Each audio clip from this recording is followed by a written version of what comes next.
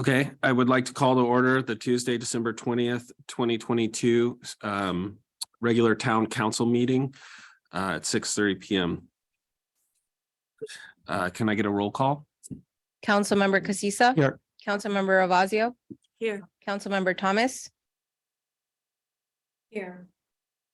Vice Mayor Beckman. Here. And Mayor Lee. Here. And now if we could salute the flag. I pledge allegiance to the flag of the United States of America and to the republic for which it stands, one nation, under God, indivisible, with liberty and justice for all. Okay, so moving on to item number 2, this is open time for public comment. Any member of the public may address the town council concerning any item not on the council's agenda. Speakers will be limited to 3 minutes unless otherwise specified by the mayor or the presiding officer. Do we have anybody on the phone or on the Zoom call? We do. We have David Bell with his hand raised. Okay, if we could bring him on. Okay. 1 second.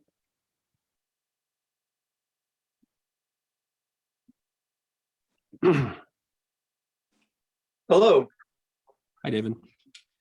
Hey, first congratulations to the new council members and re-elected ones. Simple question for you to ponder based on the previous legal instructions you received. I found very helpful. Is the use of social media and being a team lead for the Next Door group an advisable use of social media going forward? Hopefully something to consider. And that's just a simple question for you to consider. Hopefully that made sense.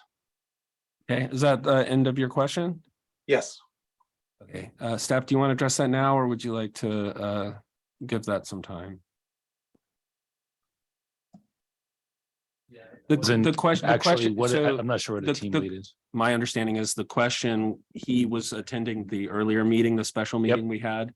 And when it comes to policy about council members working on social media in particular, I think he brought up Nextdoor and the potential conflict of a Nextdoor group that's led by a council member and what those kind of ramifications might have, I think is what he was addressing. So if that's correct, David, was that?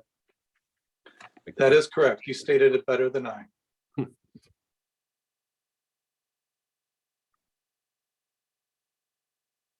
Well, the social media rules that apply would be all right to use that Nextdoor group to inform citizens of events in the town or to solicit information, but other council members should refrain from responding in comments or using any emojis or icons or likes, and that will comply with the Brown Act. So it is a little bit restrictive on the use of social media, but weighing on the other side is ensuring that council business and decisions are made at public council meetings. Thank you. Okay, Lorena, is there any other? We do not have any additional public comment. And do we have any written comment? We do not. Okay. Seeing no one in the room, I will close public comment and we will move to item number 3, which is presentations. Item 3A, the annual Parks and Recreation Program Report by Director Ashley Howe. Ashley?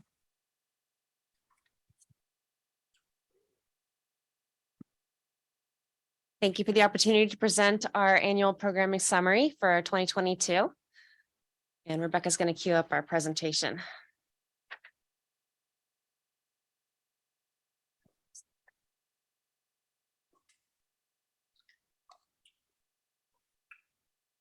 We've had a very busy 2022 year. It feels like we're almost in return post-COVID swing. There's still some modifications that we've been operating on. So we're really looking forward to continuing the progress and having an even broader presentation to you next year. So there's 3 general areas that I'd like to discuss tonight, and it's the communication, programs and services, and planning. And those are kind of our 3 guiding areas. Beginning with communications, we have activity guide, which is printed, social school menus, which are printed now based on the semester. And you can see those down in the bottom right-hand corner. Our social media, those 3 icons down at the bottom, those are a sample of the social media that Christina puts out that can be both on Facebook and Instagram. So if you're not already following us, we've got MailChimp emails on the right-hand side that are done by Aaron. We all collectively maintain the website, and then really working on our communications and relationships with our school district, with our service organizations and parent groups. We really take that those relationships as a priority. We've built really great relationships so far with the PTOs and the trust and starting to collaborate. So ultimately, I'd love to see more collaborations. And then continuing to engage our employees and actively participate in training opportunities such as the California Parks and Recreation Society, which is the CPRS logo there, celebrating 75 years this year. Programs and services, our goals for classes are quality and variety, programs fun, safe, and affordable, community events being inclusive and collaborative, and the activities being engaging and unique.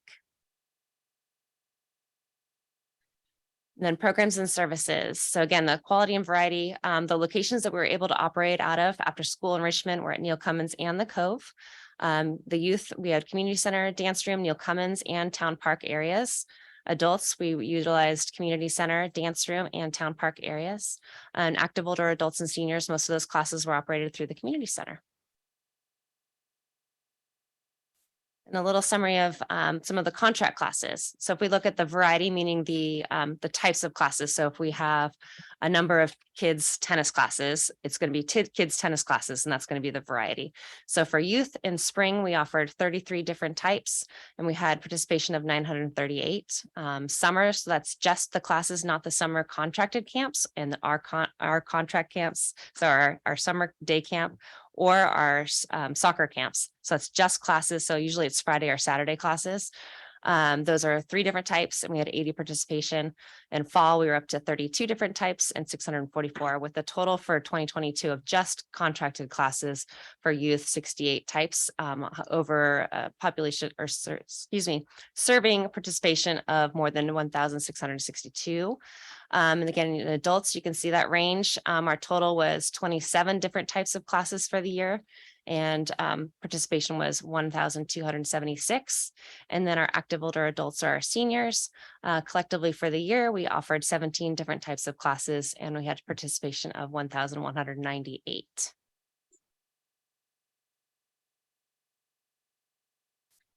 And breaking down our contract camps. So those are the ones that are operated June 13th to August 12th. Those are the camps that contract through Aaron, and they operate a contract which is a 70-30 split typically. It kind of ranges based on how long the instructor has been with the agency or what their expertise is. We have that flexibility to modify that. We want to make sure that we're attracting the best instructors that we can, and pay them accordingly. The locations that we utilize were Town Park, Neil Cummins, Community Center, and the Dance Studio. And again, we had 13 types of contracted camps with over 260 participants, and we have the breakdown of 158 of those were Corte Madera residents. So these are kind of our unique camps. So our skateboarding, tennis, we have the carpentry, Play Well, which is through Lego, and then we have National Academy, which is the bottom right-hand corner picture. And then our youth programs. So these are the ones that are operated in-house by staff. So we have in-staff and then a liaison. So we have the Corte Madera Children's Center. So that's our after-school program. Camp Corte Madera, which is our day camp. And then we have the Corte Madera Football Club, which is the soccer program. And that's the recreation, competitive, and then some spring clinics and summer camps. And childcare, our participation levels, we broke it down by semester. So we have spring, we served 158 kindergartners and 301 grades 1 through 5. And then for fall, we had 178 and then 306. So we're seeing an increase. So for the total for the year, we served 355 kindergartners and 607 grade level students. And that's all on Neil Cummins campus. And these students can also be counted in some of the contract classes because our staff not only greets the students at their classrooms, especially the kindergartners, but they're able to walk them to their extracurricular activities as well. So we'll have staff that are walking from childcare over to the dance studio for a dance class and then picking them up and coming back. So that's an extra service I want to make sure that's known in our community because I think that's really unique. And Camp Corte Madera, and that operated from June 20th to August 7th this year in 1-week sessions. 2 of those sessions were canceled due to low enrollment. We saw low enrollment kind of universally through the county. It typically was a time that people were starting to take off. It was after the 4th of July holiday and then right before school was beginning to come back. And then we saw a change in summer camps in general in Marin County because post-COVID, the camp atmosphere changed a little bit. There's a lot of contract specialty camps that are offered. There's a lot of different kinds of opportunities, not only ones that we're working with directly, but in our neighboring agencies. So it's a great opportunity for kids that are looking for different unique experiences. Our day camp was open from 9 to 5. And the reason why those hours, it was based on what our needs base were. For the after school program, we tried to open for early before class started, and we didn't have a lot of participation. So it was kind of flexible to what our needs were. And again, still flexible going forward. This next summer, we're going to be offering more of a flexible schedule. So kind of hearing what people are utilizing our after school programs and being able to pick a drop-in calendar, a drop-in schedule. Still working out some of the details as far as how that would work for field trips and making sure that we know the kids before we go on a field trip. Those are kind of integral parts of making sure we're running a safe program, but we're working out the kinks and I know very confident in our staff leads. Over the summer for Camp Corte Madera, we served 144 campers and 92 of those were Corte Madera residents and 35 Larkspur. And there's more information on the camps that we discussed at our October council meeting, if anybody wanted to go back and connect with those. Programs and services, moving on to soccer, so Corte Madera FC. We have a breakdown of spring clinics, summer camps, the fall recreation league, and then the fall competitive league. And as far as a note for the expenses between the fall recreation and comp leagues, all of those expenses are tied together because if we get the invoices for the coaches, typically they're coaching multiple teams. And so it's not divided out between recreation and comp. We're working on how to identify and really get down to all the details within the expenses of the soccer program. But one step at a time each year, we kind of get a little bit more detail. And our adult athletic programs, priority is on safety, quality, and efficiency. We do have adult softball still. Typically, it is adult men's softball, but anybody is welcome. And this is the second year that we've contracted out and collaborated with the ranch out of Belvedere, Tiburon.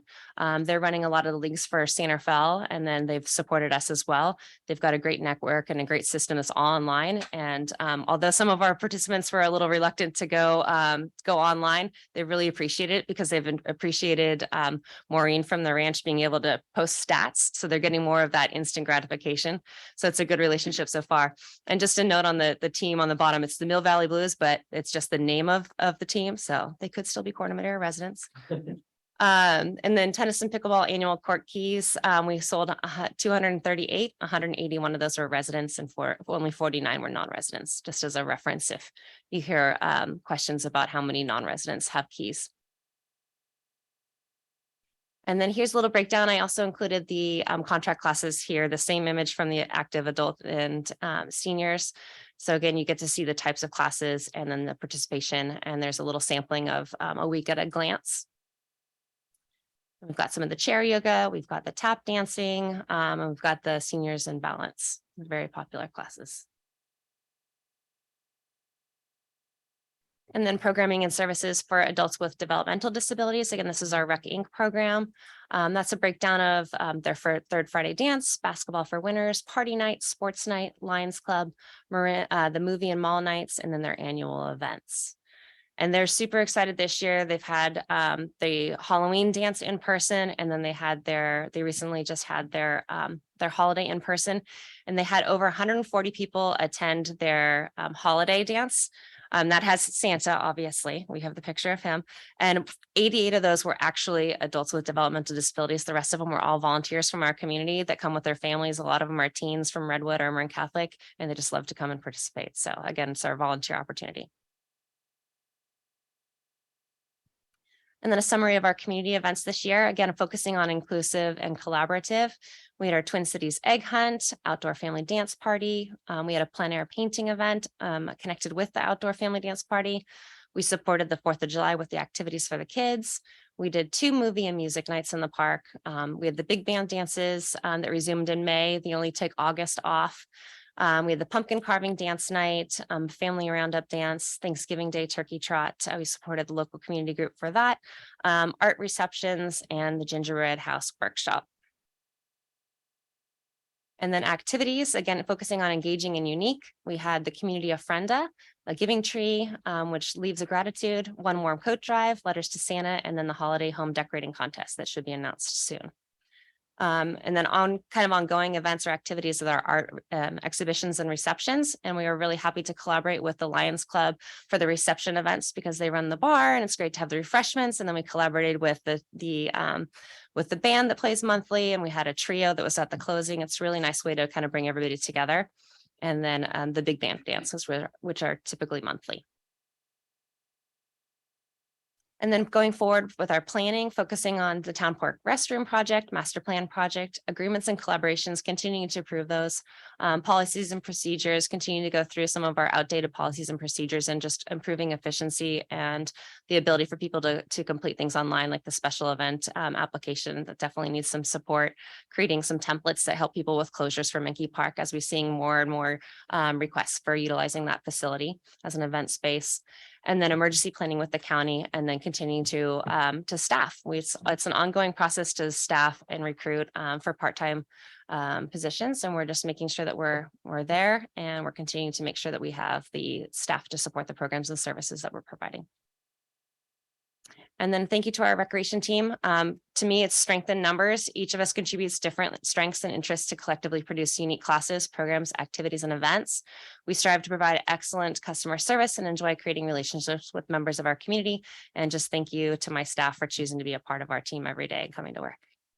And here are our full-time staff, and we have them in their activity guide that I placed in front of your places. And then in the next issue, we're going to be introducing some of our longtime part-time members as well. Going forward for 2023 department goals and priorities, again, focusing on those 3 main areas: community building, and within that, events, collaborations, communications, and marketing, programs and services, improving our field maintenance strategies, improved forms and permits, and updating policies and procedures. And finally, planning, which is our master plan project and our town park restroom project. That's it. Just before handing it back over, that was the first, I have to admit, that's the first time I saw the presentation. So I just want to say, wow, that is quite a comprehensive presentation, and just a tremendous amount of activity going on and programs that you've spearheaded. So thank you. Thank you. Again, thank you for the opportunity to come in and take some of your time each year. It's nice to be able to share, and it is really amazing for us to look at how much we've done and ask the staff, like, what are some of your top goals and what are the things that you're excited about? So it's a collective process to build this presentation for you. Great. So thank you for the presentation. I'll open it up to the council if they have any questions. I guess my only question is, how do you do it? One day at a time. There's so much more that we want to do. That's Well, the hard it's- part. Yeah, well, it's just so impressive that when I see those participation numbers, that the adults are participating as much as the kids. It's a real wraparound kind of program. And obviously you've made the right choices of programming, because people are participating. And so I just want to say that's wonderful, and I commend you, and it's very, very impressive. Thank you. I have just a couple of questions. I'm wondering if you can give us an overview as to what has happened to costs of the program from the residents. I know residents used to be able to sign up for the entire 8-week summer from 7 a.m. to 6:30 for $650 a summer. And now it's gone to $350 a week. And I'm just wondering, how does that affect who we're serving? And is there anything we can do to bring back affordability? And the second question is, one of the most popular sold out events forever and ever at the rec center was the mother-son, daddy-daughter dinner dances. And I know those were discontinued, and I'm just wondering if there's any thought to bringing those back. They were so popular that they often had to do two of one. And I know from my own experience that they were really a wonderful thing that my daughters still talk about. So those two questions. Thank you. Two really great questions. I think the first one you're talking about the difference between the summer playgrounds that was pre-COVID and then our now day camp, which we were referring to as Camp Corte Madera. They're entirely different programs. We focused on different things, and I would love to meet with you outside of this meeting if you want to talk a little bit more about the difference, and we can look at different numbers if you wanted to come in. But I think ultimately they're very different programs, and we're trying to respond to the needs of the community and feedback. So we're really open and receptive to the questions and suggestions and hours. As far as financial assistance, with the addition of the scholarship program, that's one way that we're addressing some of the accessibility and hopefully increasing people's ability to participate.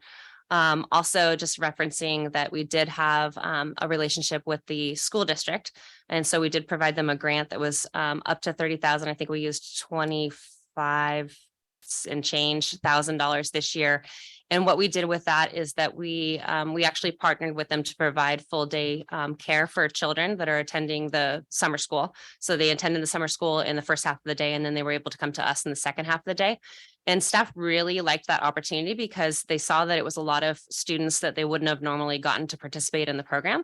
And hopefully it's expanding their knowledge of what's available in the community. So we're hoping to see some of those students return on their own and then also return again through the school district's collaboration. Just one follow-up on that. So that's for students who are having academic problems, right? They're referred by the school district. I don't know that it's necessarily academic problems. I think that what we were shared with was students that were pre-identified on the low, so let's see, the free or reduced lunch program that were invited to attend summer school. So I'm not sure if it was academically related. And then your second question was, yes, the family dances. And that tees me up perfectly too. That was the roundup dance. And then we also have another one coming up in March. And so I love the nostalgic event of the father, daughter, and the mother, son. And I felt like it was really, we're in like an interesting transition with the sensitivity around DEI and inclusivity. And so a lot of our neighboring agencies throughout the neighboring agencies in town, but also nationwide, are moving away from the binary terms. So we're trying to relaunch the program in a new way and a new title. And we're definitely seeing a little bit less communication on that. So for spring, we're trying to market it like, let's get dressed up. This is the same situation, but we're having all the family members come. So at the example at the roundup, the family roundup that we had mothers come with both kids. So with their sons and their daughters. And then we had, the traditional dads and their daughters that were super dressed up. And it was really nice to see kind of everybody there, but we need help reaching the community and sharing the new marketing spin on it. But we do want to create, something that's open, but we're kind of in a challenging kind of title. But I hear you. The nostalgic is definitely the one that sold out those events. The numbers were, I think, a lot higher on the more Definitely. traditional events. Yeah.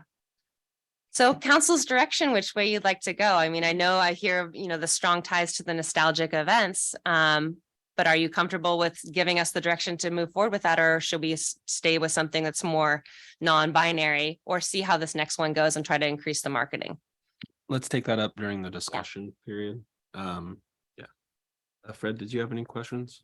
No, I don't have any questions, but again, thanks for all the great job you're doing. And I think also the numbers tie back to the impact that your staff is having on, I want to say our residents, even though I know there's other non-residents that are using the programs, but when you look at the numbers and also just the wide variety of programming and ages, up to the seniors. I just think it's really great what you've put together and accomplished. And it's almost like you've accomplished, I'll say you, in the last year and a half, because we were in code for 2 years and we were literally shut down. So it's basically been in the last year or so you've been able to accomplish all this. So I think it's great. We've got Thanks. a lot more plans. Thank you. Thank you, Ashley. Continue to be impressed with you and your team's work. I just have two quick questions, and thank you for touching a lot on collaboration with fellow stakeholders. And that's kind of what two of my questions are about. So one, I know that this council has discussed at various times, identified recreation programming as a potential area for cooperation, maybe moving down the road towards the consolidation at some point, if it makes sense, with Larkspur. And I was just wanted to kind of take your temperature on what's the current status of our collaboration with Larkspur on issues in Parks and Rec. I think we used to share a publication at one point. So just wanted to kind of get an update from you on sort of where that stands right now. Sure. As of right now, I'm not sure how official it is, but I think that they're just Nick was the last man standing in the recreation department when the library merged with recreation. And I think he's actually acting director of a library and community services right now.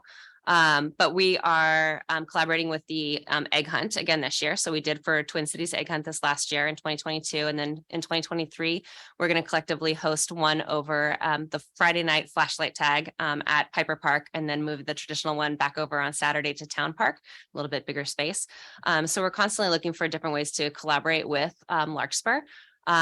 We reached out to Nick as far as if he wants to add anything into the activity, the printed collateral, but they're not running a lot of programs. They're primarily focusing on just renting facilities as the two departments had merged, and it's more library. So it's a little bit different focus. Do our mailers or our programming publications go to Larkspur residents? Yeah, they do. Oh, nice. Our mailed activity guys goes to Corte Madera, Larkspur, Greenbury, and Kentfield. Very nice. Okay, great. And then other question kind of along the same vein. Amazing programming that you guys have put together specifically for older adults. And I thought that the participation numbers, especially if you look at participants per the number of classes offered, was off the charts for older adults, which is really cool. And I think might suggest, potentially even demand for, if there was going to be one segment where we might look at expanding offerings, it seems to me like that might be an indication of maybe untapped demand there. But I was just curious. So I think we're all familiar with Age Friendly Corte Madera, a local organization that's done a lot of work with regards to advocating for older adults and putting on programming. So similar question, what is our current collaboration look like with AFCM? Well, we work very closely with Patty. I'm not sure if she's on the call tonight, but she's actually a participant in some of our classes, the weekly classes, but definitely hearing what they have and what they want to have programming. When it comes to contract classes, so most of those are contracted classes besides our senior lunch. In the bridge is that somebody comes to us and say, we've got this great instructor, or we have an instructor that says, hey, I would like to offer this class. That's how we do it typically. Usually we don't have people come and say, we want, a new class, or it could be something like this. It's usually like, hey, Nevada's got this really great class. Can you reach out to their instructor? And that's how we kind of work together collectively with our neighboring agencies. Again, not competing over who's offering what program, because we all have our unique niches, but really collaborating to make sure that we're offering broad programs and fitting needs and trying something new. We're not afraid of trying something new and then not having it go and not having participation. We'll just try something new again. Amazing. Thank you.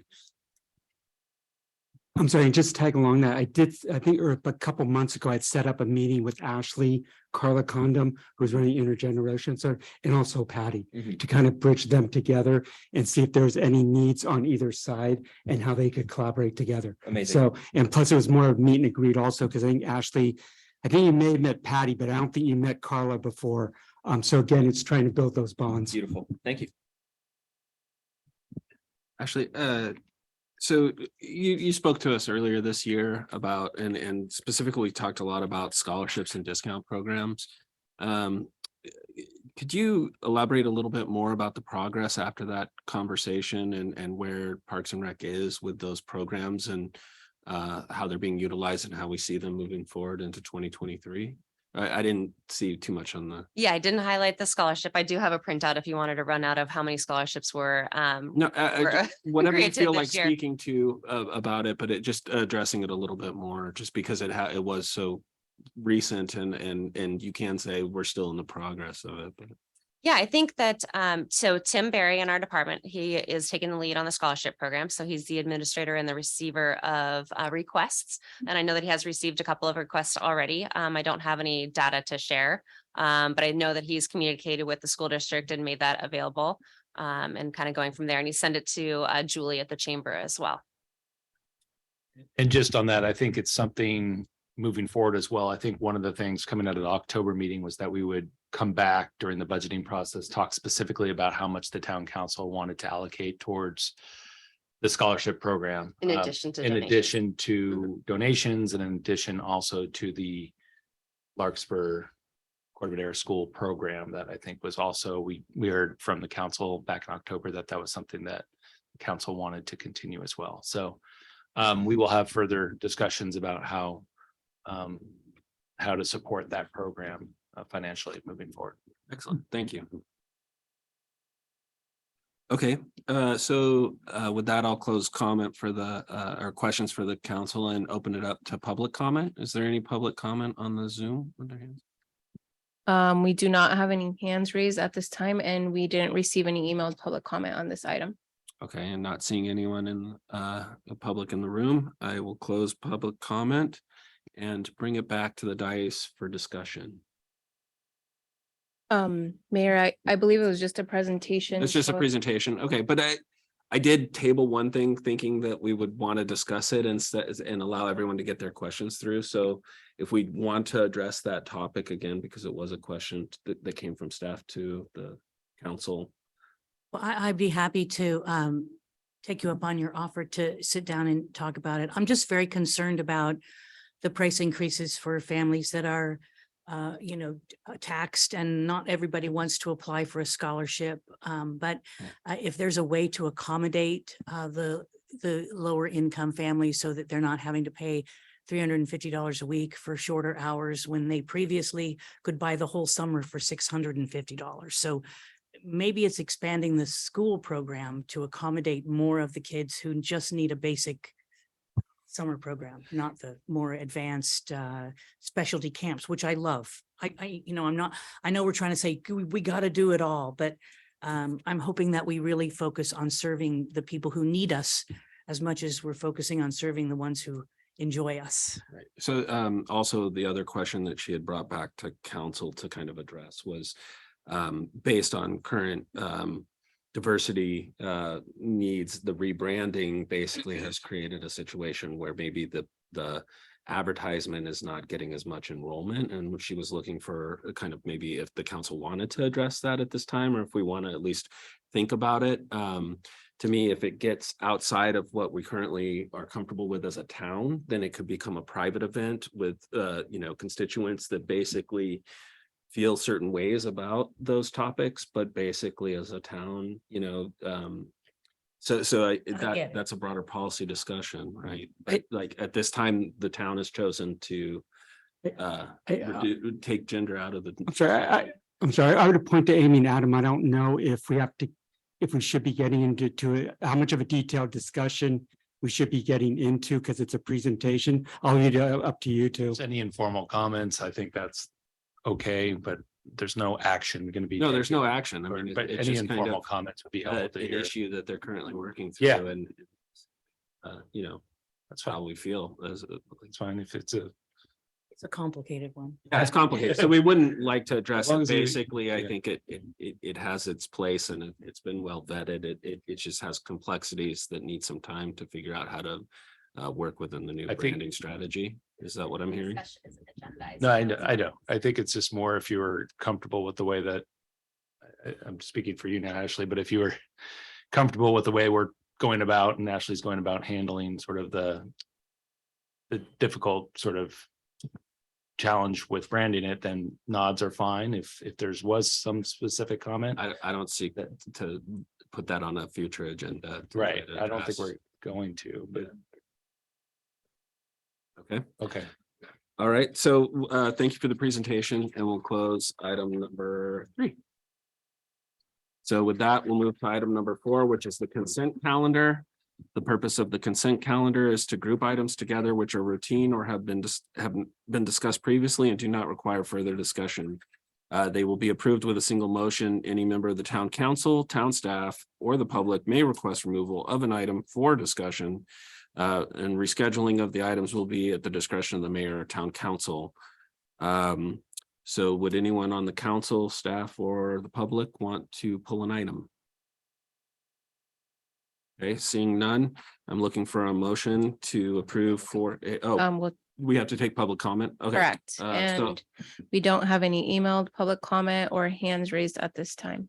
And no one in the room, I'll close public comment and move to look for a motion. I'll go ahead and make a motion to approve 4A, consent items 4A through 4K. Second, Okay, can we call for a vote? Councilmember Casissa. Yes. Councilmember Ravazio, Yes. Councilmember Thomas, yes, Vice Mayor Beckman, Yes. Mayor Lee. Yes. Thank you, and the motion passes. Okay, so moving on to item number 5, we have no public hearing, so we'll close that. Moving to number 6, business items. Business item 6A, consideration and possible adoption of resolution number 69-2022, formalizing a revised Parks and Recreation fee schedule for fiscal year 2023-2024. To staff up a report on that. I do. It's me again. Just a quick summary. Every year we come to the commission for review and discussion of our fee schedule. And then after deliberation and recommendation, we bring it to council for consideration. And there's not a whole lot of changes from last year, but I did recognize and noted the recommendations and changes that the commission discussed at their previous meeting.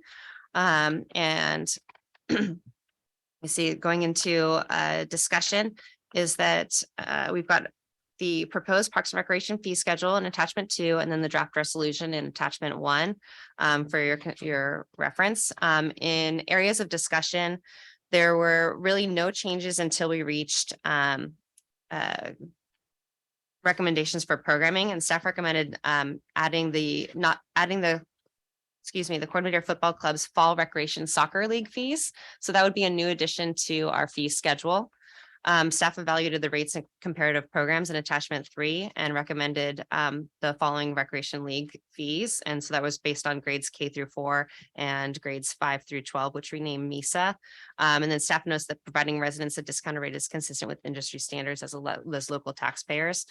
Staff recommended deferring discussion on incorporating fees for spring soccer clinics, summer soccer camps, competitive soccer league, and the deferred discussion is recommended because those program structures and rates are contingent on the organizational changes, contractor expenses, and participation in tournaments for the competitive league, and then our field maintenance. So we have a couple of different things that we're working on this year as far as improved field maintenance. So that's going to be playing into some of our fees, as well as it's become harder and harder to maintain those really excellent coaches. So we're having to increase the fees that we pay them. So it's just a couple of different things that are fluid. Staff also recommends not adding Camp Corte Madera, the summer day camp fees for this current fiscal year of 2023-24 for your consideration, as the program format is still evolving to meet their community needs. My recommendation is that once the program is consistent for 2 years, then kind of reevaluate that opportunity to put it back onto the fee schedule. Just want to make sure that we're settled after COVID and kind of into a new model. And then there are no changes to permit fees.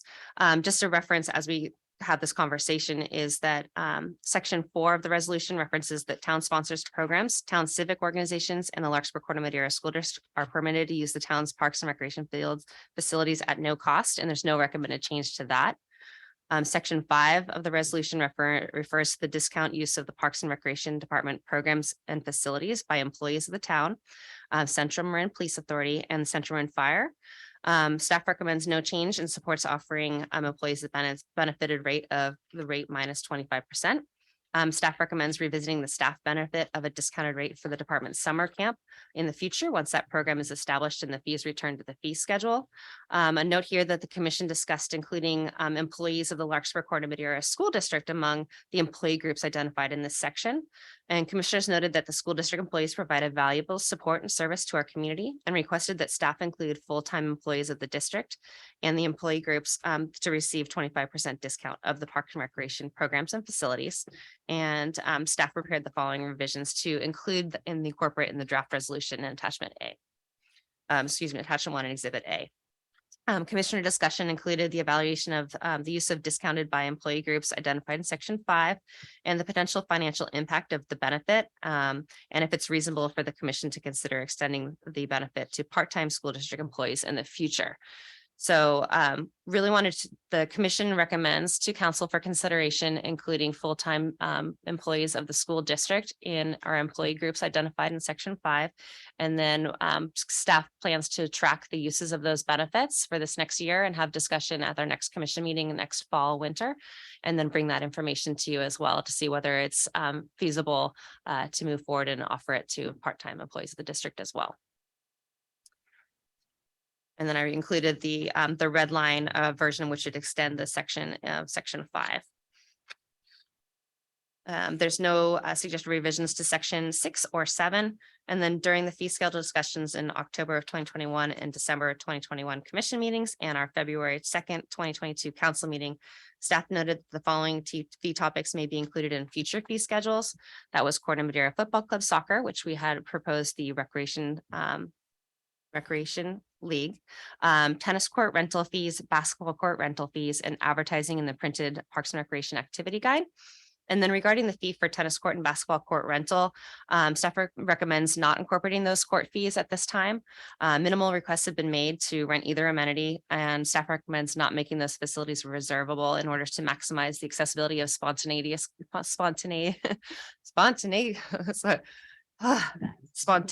community use. And then regarding advertising, staff's received only one inquiry regarding advertising in our printed activity guide since last year, and suggest deferring the inclusion of advertising fees in printed collateral for further benchmarking. There's a lot of agencies that don't have advertisements in their activity guides at all. There's some that will allow them sprinkled in amongst the programming, which gets a little bit confusing for readers. And then there's some that put them at the end. So we really have to kind of analyze what and why people are doing it a certain way before we want to propose it. New to this fee schedule is the introduction of diversity, equity, and inclusion, and being sensitive to everything that we've been discussing heavily in last year. In 2022, the town prioritized the improvement of practices and policies to support diversity, equity, and inclusion. And in our way to support it through this fee schedule, we created the scholarship program that was reviewed by the Parks and Rec Commission on September 26th of 2022 and Town Council on October 18th of this year. The intent of the Corte Madera Recreation Scholarship Program is to offer scholarship opportunities to low and moderate income families in order for individuals to participate in programming offered through the department. The town's committed to providing quality, affordable recreation programs for everyone to enjoy. The staff report that provided to Town Council on October 18th and the introduction of the scholarship program cover letter and both the youth and adult applications were included in the link. And the staff report provided historical information on scholarships granted, donation sources, references to the summer 2022 grant to the Larkspur Corte Madera School District and summer school participants, and potential funding from the Town Council following a future request during our budget review of this next year. We also new to this fee schedule is the discussion and introduction of a cost recovery goal.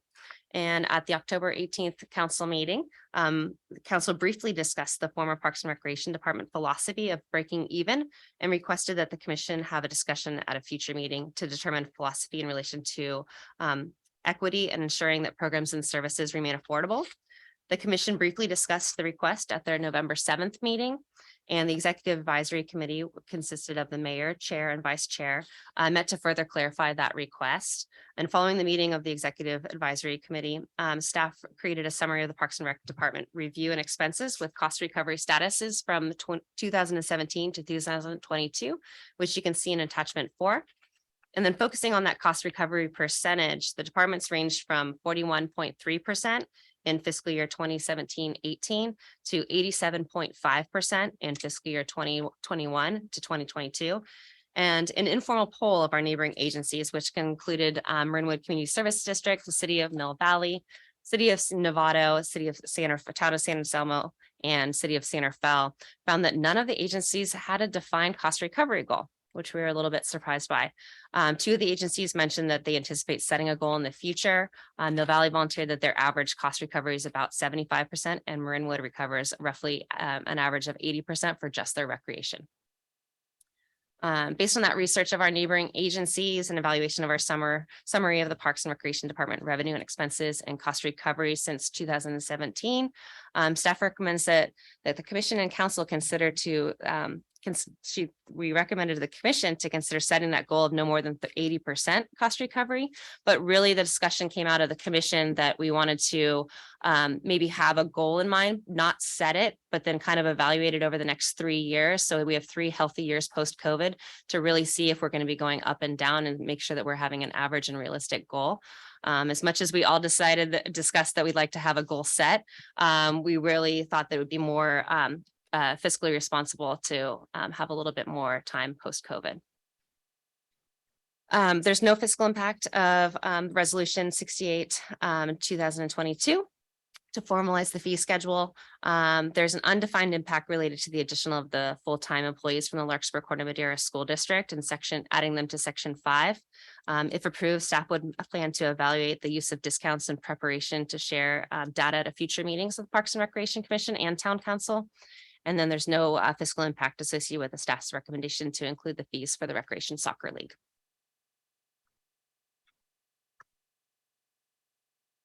That's my quick summary ish. Great, thank you, Ashley. So then I'll open it up to council for questions of staff. Looking this way first. Thank you.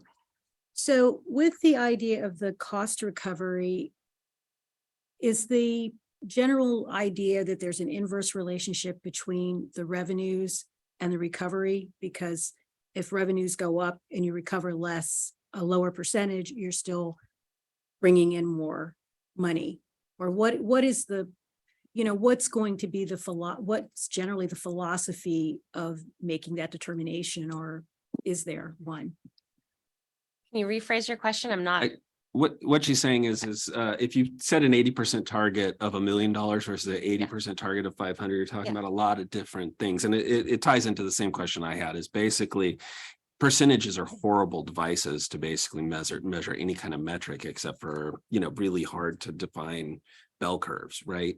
And so what she's really, I think, getting at, and what I'm interested in, is, are there objective goals or certain overall budgetary concerns for the entire town as far as expenditure that we would like to wrap in and basically hold as a key metric that we would like to track against in a way so as to not cause larger problems, or to, deal with town goals within our Parks and Rec? Like, what is the service of Parks and Rec? Is it meeting those goals? Is it worth spending tax dollars versus recovery to facilitate those? And what scale are we talking about? So, have you seen those? And if not, who ultimately is going to decide that? Is that the council? Is that a discussion between the commission, or, how do we want to resolve that to help you basically track it as we move forward with COVID? I think that's maybe what Rosa was kind of getting at, but she might have more. And just basically, is there, is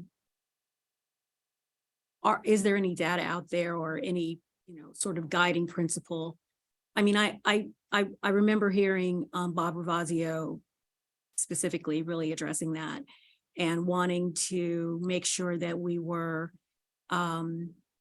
providing the most,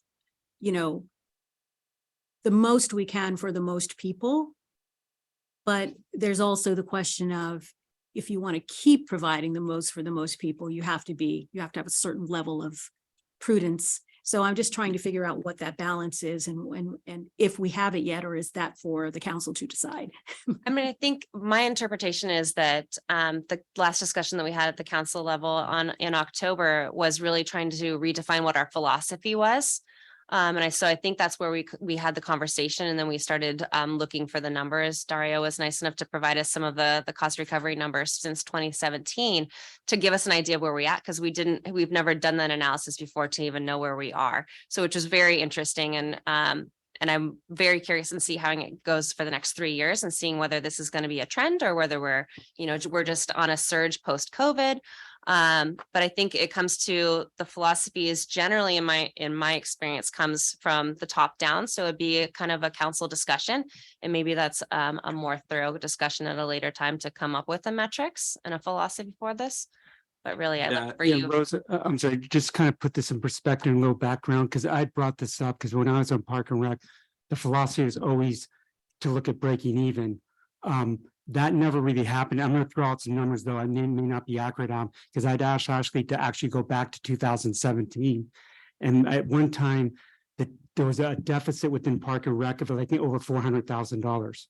So actually 400,000 is being transferred from the general fund to cover Park and Rec. And I think the cost recovery was like 41 or 42%. So that's why I went back to them saying, hey, can you relook at the philosophy of this? And is there a different way of doing it? And it's hard to peg the numbers.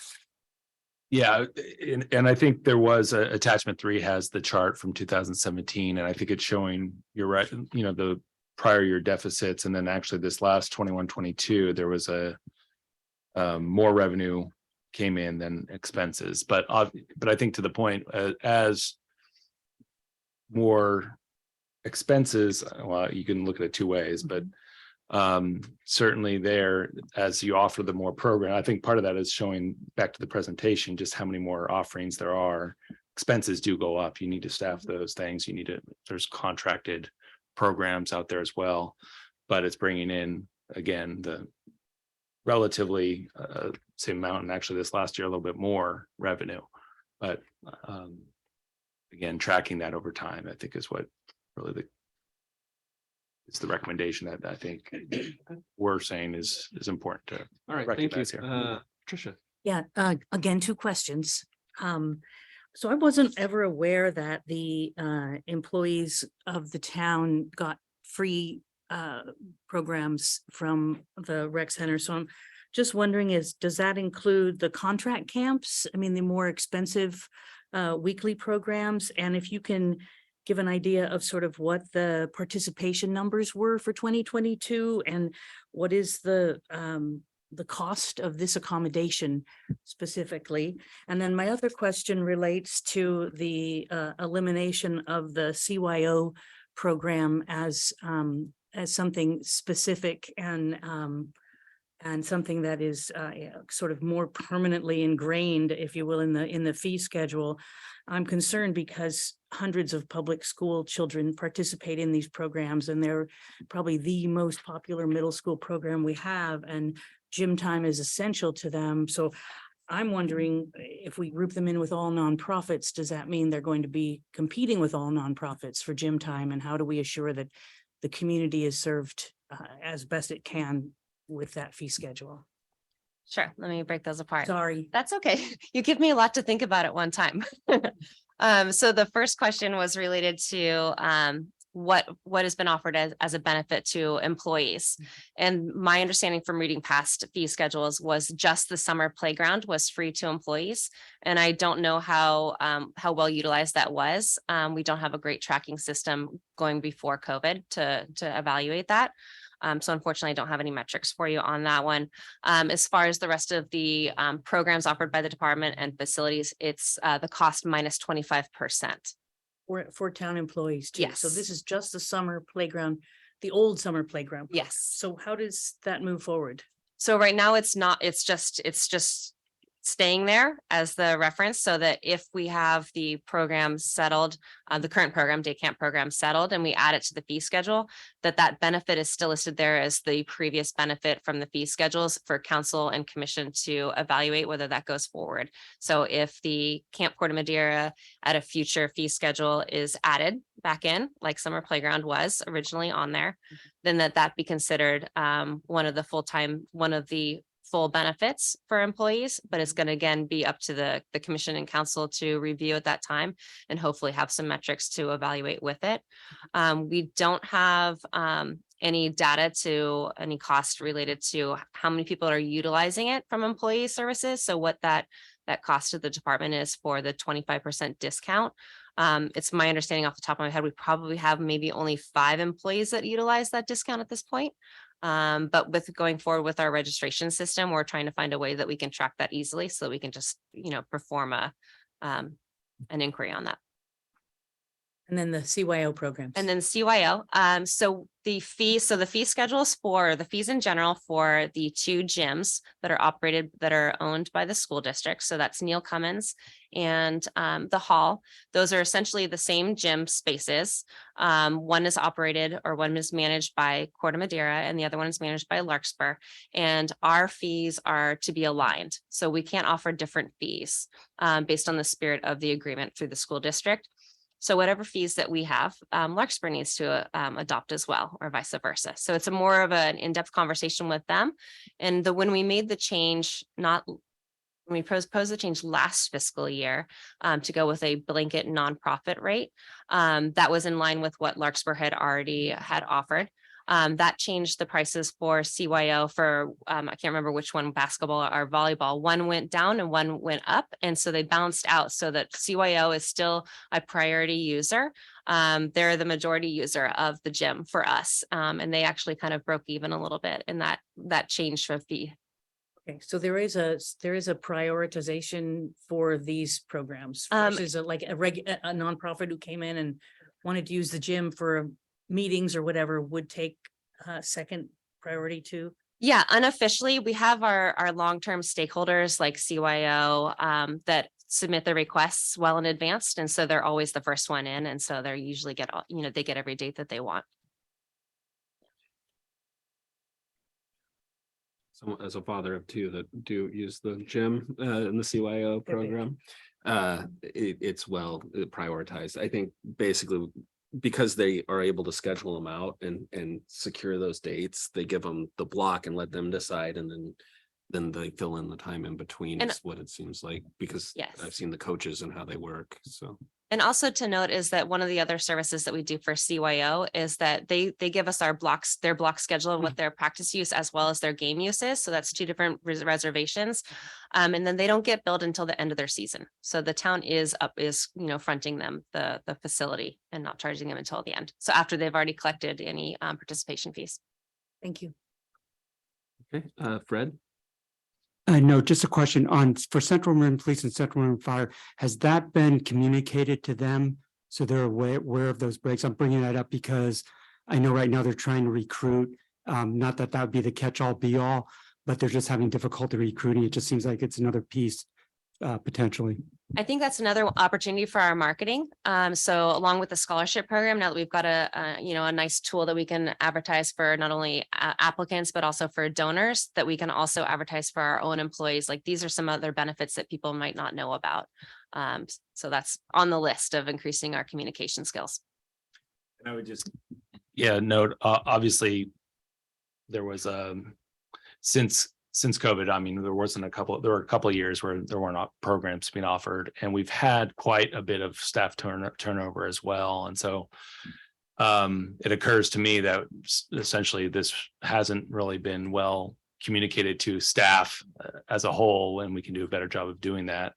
But I would say participation is probably reflected in some of that lack of communication. So, and certainly I was thinking that Councilmember Casissa the same thing about benefits that may accrue to CMPA and also our fire department as well. Eli?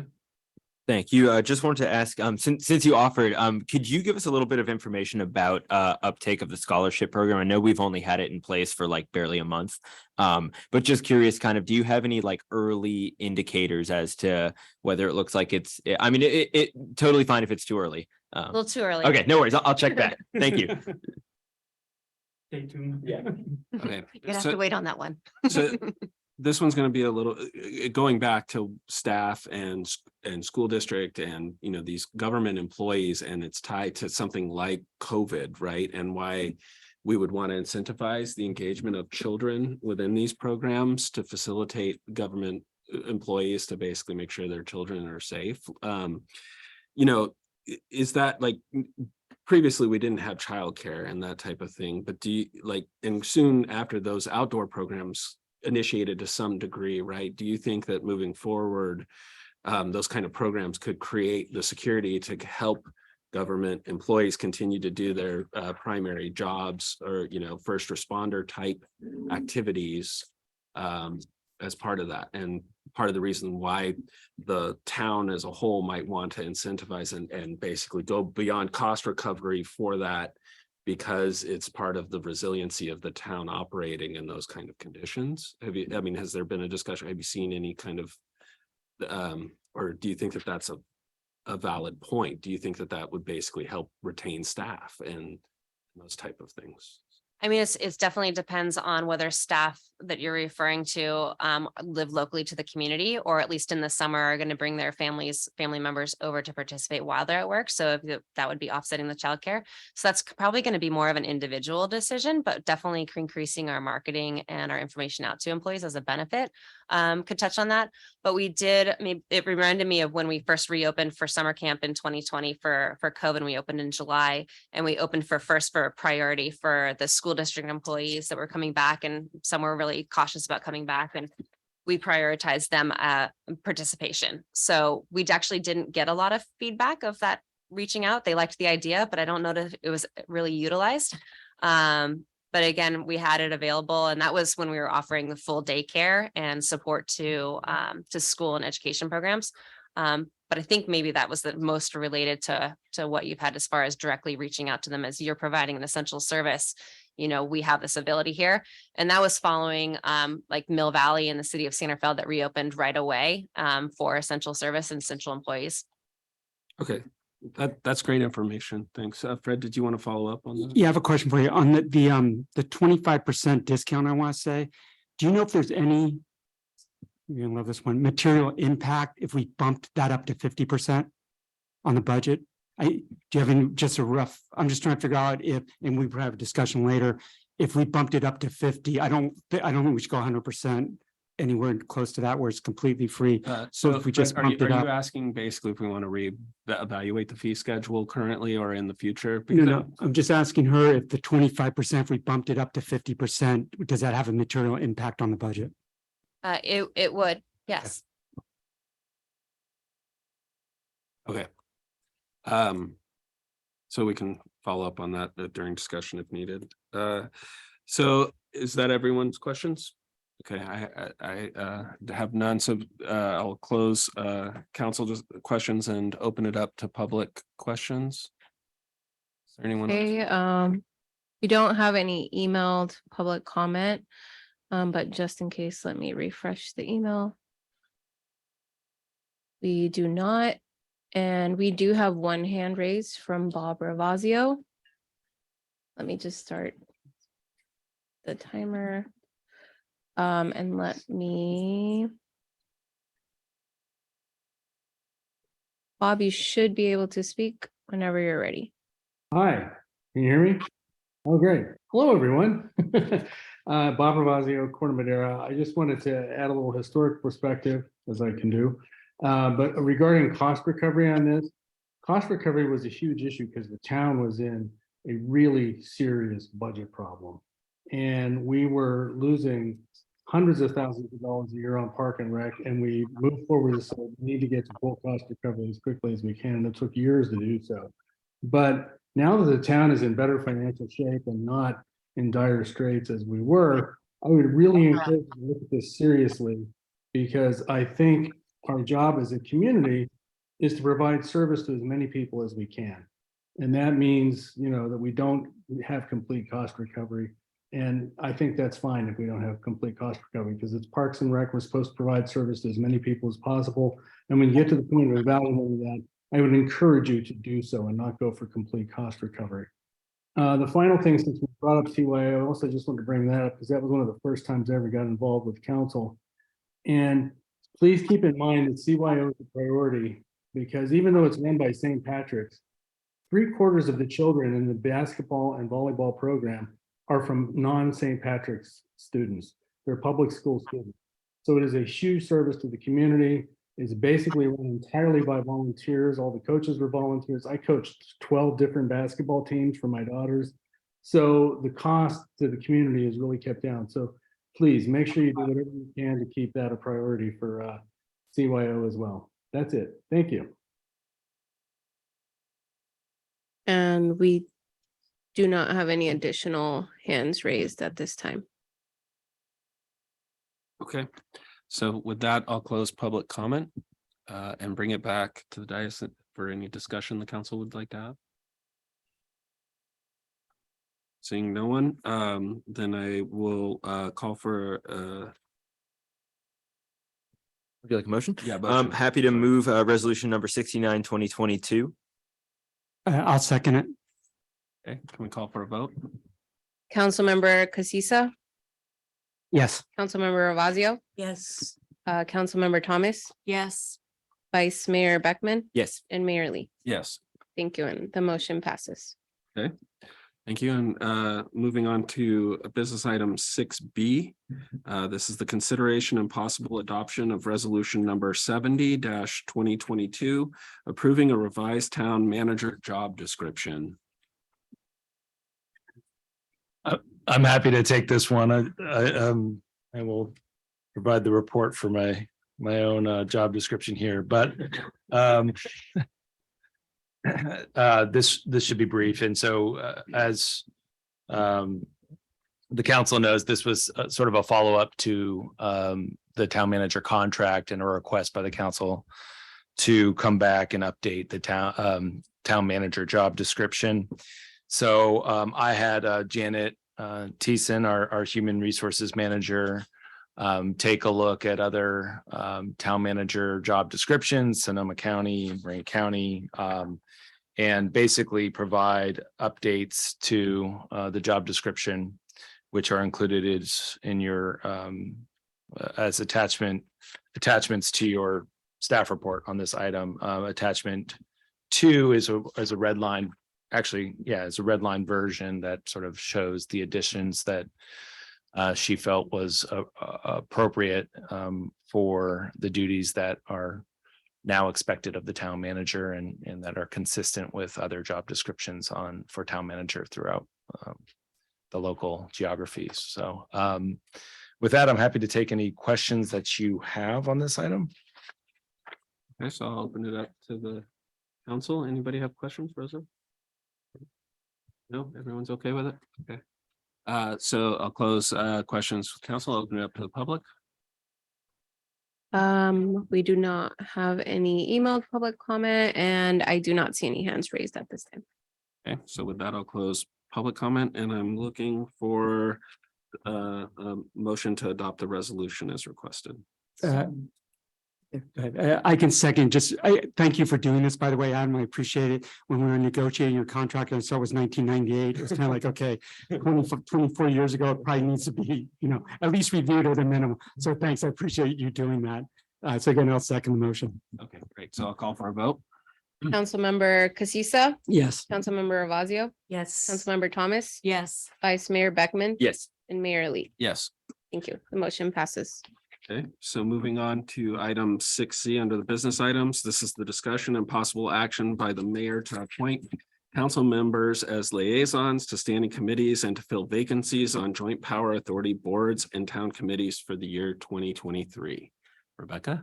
Thank you, Mayor Lee and council members. Typically, we would just dive right into this, but given that there are a lot of moving parts this year with some recommendations to remove some committees from this list, as well as 2 outgoing council members and 2 incoming council members to slot into various appointments, I just wanted to go over a couple of things briefly, if you don't mind. The first one, when we get to it, there's one committee that still has a vacancy, the Marin Sonoma Mosquito and Vector Control District Representative. It had in the past been a community member that was appointed. You're welcome to appoint a fellow council member to serve in this role. It was typically a difficult one to fill because the meetings were in Cotati monthly. There's an opportunity to carpool with your fellow council members who also serve regionally on that. The only caveat is that whoever is appointed, it just needs to be a resident of the town of Corte Madera.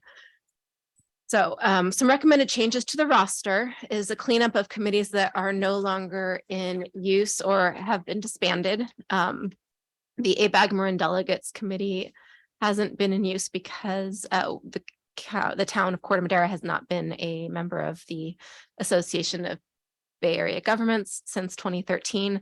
A Corte Madera council member has served on the committee, and we did use our old council chambers as the central meeting location of this group. I don't know if they've returned to meeting in person, and I don't know if the council wishes to continue to appoint a council member to serve as an observer on this committee. That's up for council discretion. The two MCCMC ad hoc committees, the COVID committee, which became the Economic Recovery Committee, and the Water Policy Committee, were both ad hoc committees that have reached the end of their ad hoc committee status and have reported out with their final reports. So those can be removed from the list. The Plan Bay Area 2040 Response Committee was formed as an ad hoc committee and has completed its work and can be disbanded.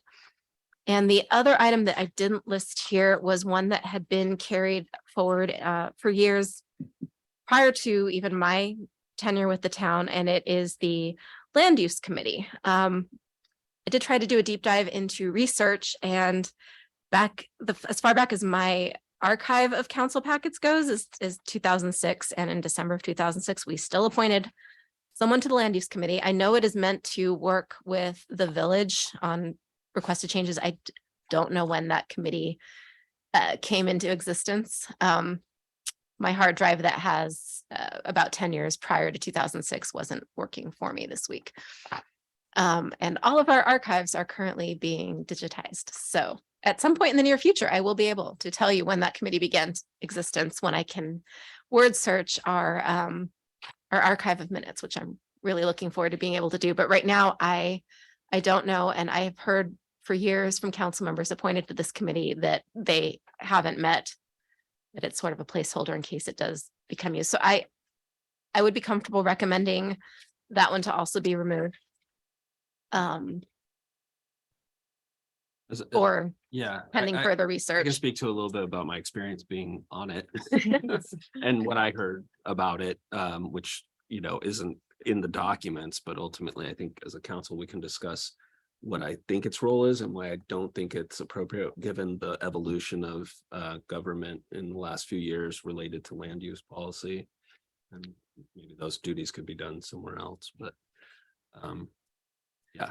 And then moving on to the next section, typically the town council would appoint one of its members to serve as liaisons to boards, commissions, and committees. Staff recommends removing these items for now from the list of standing committee appointments and creating a new section to be titled Town Council Liaisons to Boards, Commissions, and Committees, and staff will research best practices for the liaison role and clearly define and delineate what the purpose and the function of a council liaison to a board or committee entails, and then possibly discuss this at your strategic planning and goal setting workshop in January to flesh it out a little bit more. And then with hopefully final direction coming out of that, where staff would bring something back to council for council consideration to formalize that process and that role and create guidelines so that councils know what is expected of them in that role. And then that would also entail deleting the existing section of subcommittees for board and commission interviews, where the council used to appoint 2 members to be the representatives for each of the boards, commissions, and committees to perform the interviews of prospective committee and commission members.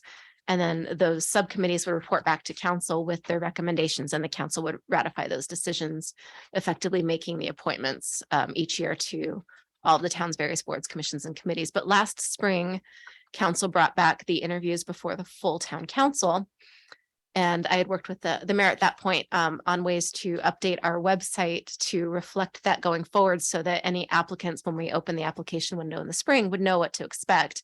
And then there isn't a lot of staff time spent trying to accommodate various schedules and trying to finagle applicant schedules with council member schedules to have everything line up and be able to interview everybody.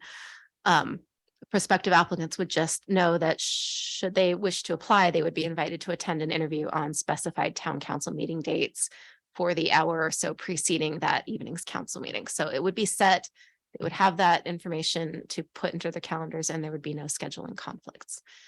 So we can remove that item from the list of standing committees as well, because with that practice going forward, we will not be needing subcommittees. And with that, I can take any questions you may have about any of those recommendations, or we can also proceed with the mayor's recommended appointments. Given that there are so many vacancies and pieces to move, we were anticipating going through each one with discussion. Yeah. The mayor setting his I think we feelings have and new council expectations. and everything, so I would like to discuss the different roles, especially ones where I really wanted to understand as a council how we can position ourselves to succeed as a town and other relationships. So in those cases, bring it up. But first, let's open it up for any questions, because we are changing the format and reducing a lot of basically traditional type assignments. So if anyone has any questions about that process and what's being eliminated and then what will be upcoming, please ask staff.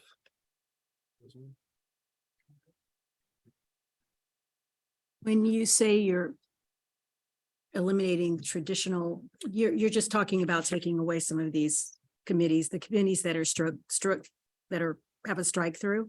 Yes, the committees that, in my experience of almost 9 years now, have not been called into service. We can always, if the need arises in the future, we add them back as ad hoc committees, and if they prove useful, they get added from ad hoc into standing committees. Of course.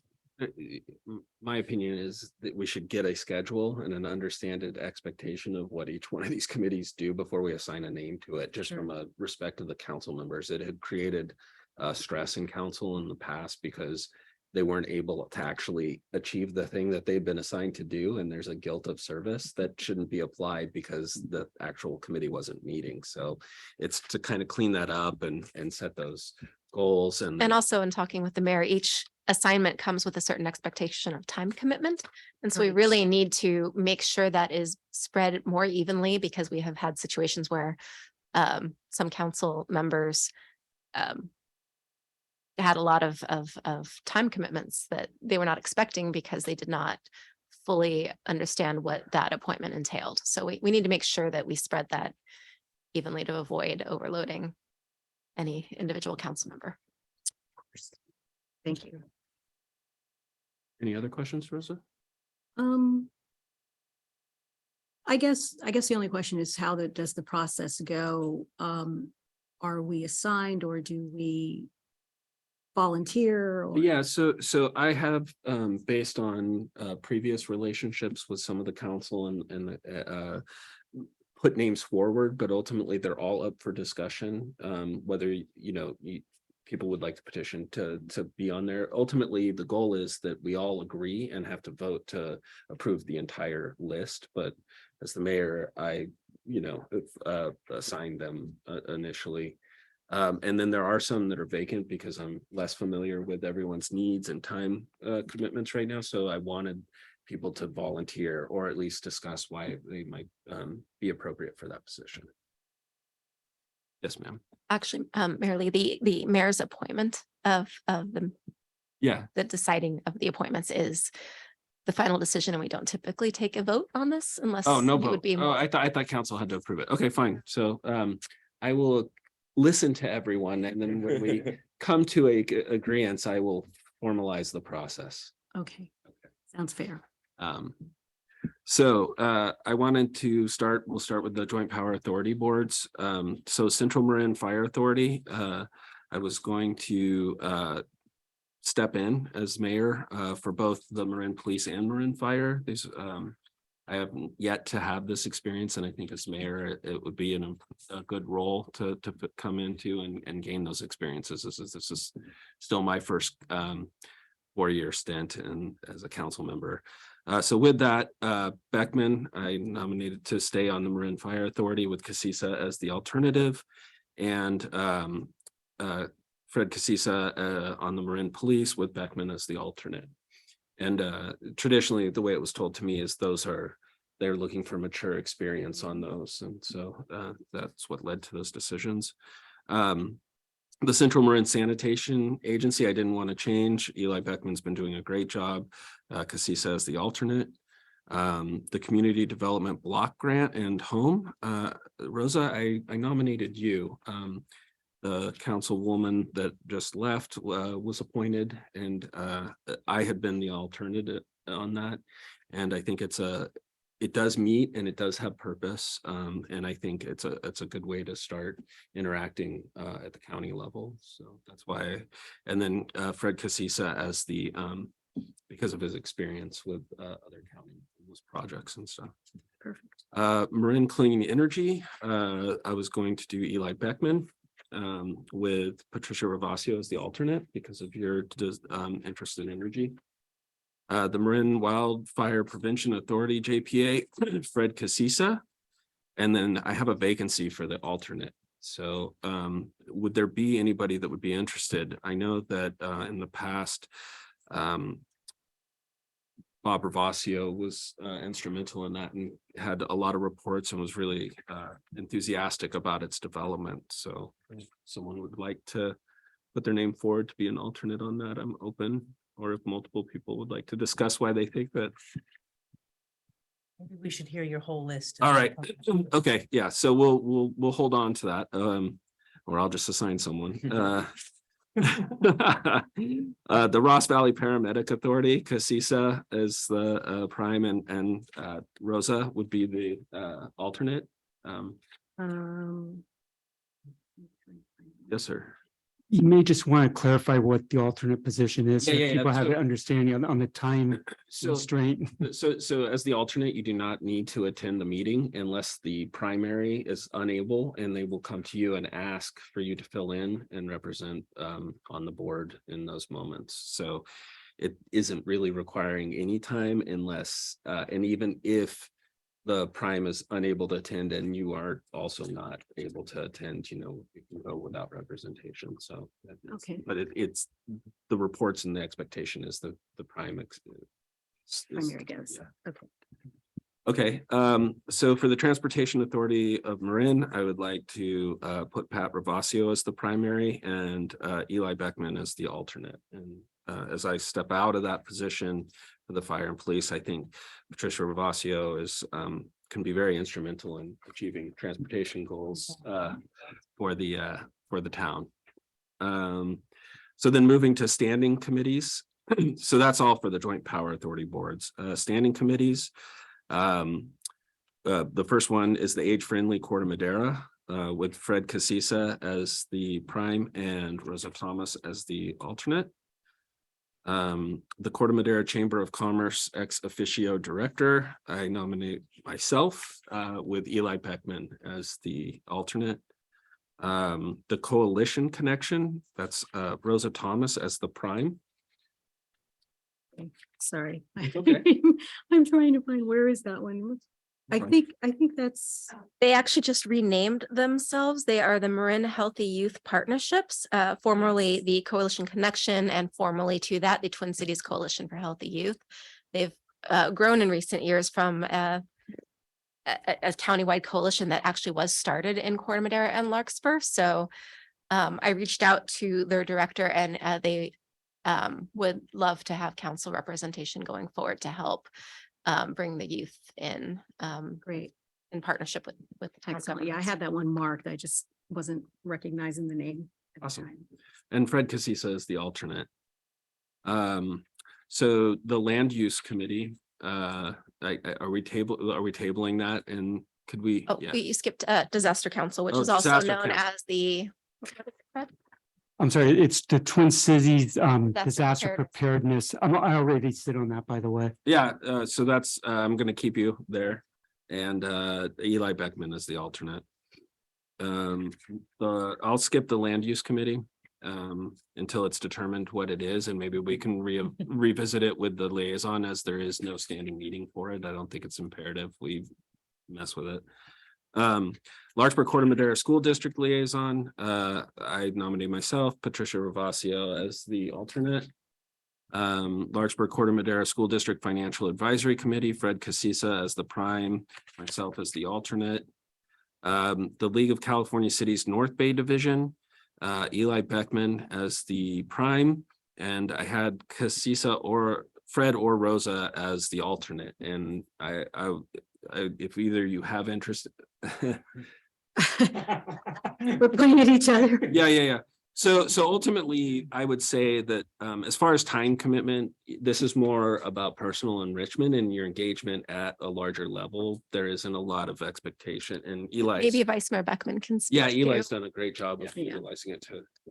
Yeah, no, so the league, first of all, this is for the alternate thing we're talking about. I'm always gonna be there, so I'll take it then. you won't have to if you don't want to. But regardless of whether you're on it or not, it's open to everyone, to all council members throughout Marin, and they are just really good events if you want to meet your cohorts throughout the North Bay, throughout Marin, Sonoma, Napa, and Solano counties. And then they'll usually just have at their quarterly meetings an informative speaker program, whether it's like, sometimes they'll have state senators, or they'll have like somebody from a nonprofit or things like that. So as Charles said, it's an enrichment thing, and it's totally up to you if you want to go or not. So I'm telling this to everyone, just so we all And know. that's why I left it open is, it depends on where you want to go with your own political aspirations and just involvement and understanding about what goes on. But it is a really great one to be a part of. And Eli is a wonderful mentor within that. He's really taking it to a whole nother I level. think Fred is itching for it. Yeah, I'll take it. Go for it. So Fred is the alternate. The MCCMC Climate Action Committee, I have Beckman as the prime and Patricia Ravasio as the alternate. The MCCMC Homeless Committee, I had Fred as the lead and Lee as the alternate. Are you okay with that, Fred? Yeah, I think that's a good fit also because I would chair the workshop with or work group with the Casa Buena. So I think that fits in. Sorry, go. I thank you, Mayor Lee. I just wanted to let you know that the council member Kurtz in San Rafael is revitalizing the description and the work and the scope of work for that committee. And she will be, I believe, reintroducing it in the spring or in the early new year. Yeah, I was aware of that. Okay. Thanks. The MCCMC Legislative Committee, Beckman as the prime, and I had Rosa or Fred as the alternate. I'll take the alternate. Okay, yeah, so the Legislative Committee, they talk a lot about what's happening at the state level related to California cities, and it's very informative about. So that's great. Did you say you wanted? The Legislative Committee? Yeah. No, I had you. Okay, I Beckman. thought you had mentioned at some point that you were interested. You're welcome. You're welcome to if you want it. Otherwise, I think my first time mayor in the fire and police, and then Yeah, a few, sounds like good. I'm not, Sounds good. I'm rep. Yeah. And I, once again, I know you do a great job with this, so I Thank you. really, Just wanted off. yeah. The Refuse and Recycling Committee, also Eli Beckman. Eli's expressed a lot of interest in that topic and moving forward. And then Ravasio as the alternate. Which one was that? Sorry. That's the Refuse and Recycling Committee. Because it's tied to the climate action, and I know that environmental stewardship is one of your fortes, so. Safe Routes to School, Patricia Ravasio, Lee is the alternate. And that's because it's relating to biking and pedestrian, which is, I think, tied to some of the other advocacy things that you might be interested in. So that's everything that I have for the standing committees.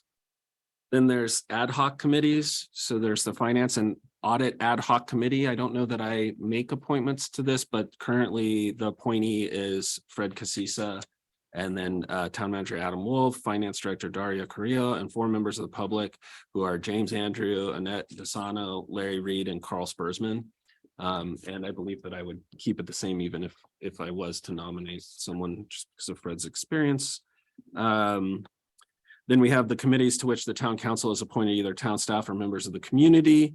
I definitely think that a lot of these are staff, and so I would defer to the town manager to make recommendations to me if they're not appropriate. For staff positions, Bob, we've already agreed on, Matt Boland, great community member. The one that comes up here, and I'd be looking for a volunteer, is the Marin Sonoma Mosquito and Vector Control District Representative. So we can talk about it. I mean, ultimately, I think what's interesting about this is it's an environmental thing, right? So I was looking to one of the two environmentalists to understand the implications and representation on that, just because the impacts. But yes. Thank you, Mary Lee. I do get asked frequently by the county if and when we will get someone interested in being appointed to this. And right now they are still currently meeting via Zoom. I don't know how that will change in the new year with the changes to AB 361. But they do meet monthly in Cotati, and I had heard back in the pre-COVID days that Sausalito, Tiburon, Mill Valley, Larkspur, there were council members that would commute together if they had to go in person. But for now, if we could get someone interested in being appointed to this, it is still meeting by Zoom. And the county supervisor would be very happy if we had representation on that again. Rebecca, just for clarification, does it have to be a council member? Does not have to be a council member, is but that it what they're does looking have for? to be a Corte Madera resident. So Oh, the question in previous years was, can we appoint any staff person? Right. Well, or not. The other thing I had is ultimately we're deciding who goes on to these other boards. So I was wondering if there would be another board or commission that has to basically provide a member of their group to basically fill that position. So the one that's most closely aligned, whether it's the climate action committee or it's the flood control or something like that, that basically they have to. And that's the way I would like to deal with it. Just because then we can tailor what that committee does and which board is the most appropriate for that, and then identify within that specialty group who should represent the town in that and make that board make that decision, if we can do that. So if you could come back with that. With that direction, I can take that to email the board and committee members and attract some interest. Yeah, but I mean, ultimately, when we kind of finalize the liaisons, I think we should see which board that is and kind of make that a formal process moving forward. Okay, So that sounds good. Thank you. Okay. And then that removes it. So I believe that is all the assignments that I will be doing tonight. So just to go back, I think there was one where there was still a question. And that was the Ross Valley Paramedic Authority as the alternate. Was that it? Can someone remind me which one we were going to revisit? There It was a the Ross vacancy. Valley Paramedic Authority and maybe. Oh, the Wildlife Prevention Authority. Right, it was the wildfire. If no one is interested in that, I can become the alternate. Yeah, one thing on RVPA, I think it only meets like 4 times a year. That's off the top of my head. And I'm pretty good about attending those. So if it's an alternate, I'll I don't want to say there's not much, there probably wouldn't be much to do. just in thinking about it, I mean, tied to the Marin Fire Authority, I'll just go as the alternate. So, so does staff have all those assignments? I believe so, but we will add these in and we have the reporting to refer back to. But we'll Okay. send it to you all to make sure that we heard you correctly. And then we'll Council- reach out to all yeah, of the they'll various. provide the list in the end, and Yes. it goes on the website as well. It will, but maybe we'll update the list first and send it to you all. But we will also reach out to the directors and heads of these various organizations and let them know about the changes, and they will be in touch if they require you to file a Form 700, assuming officer.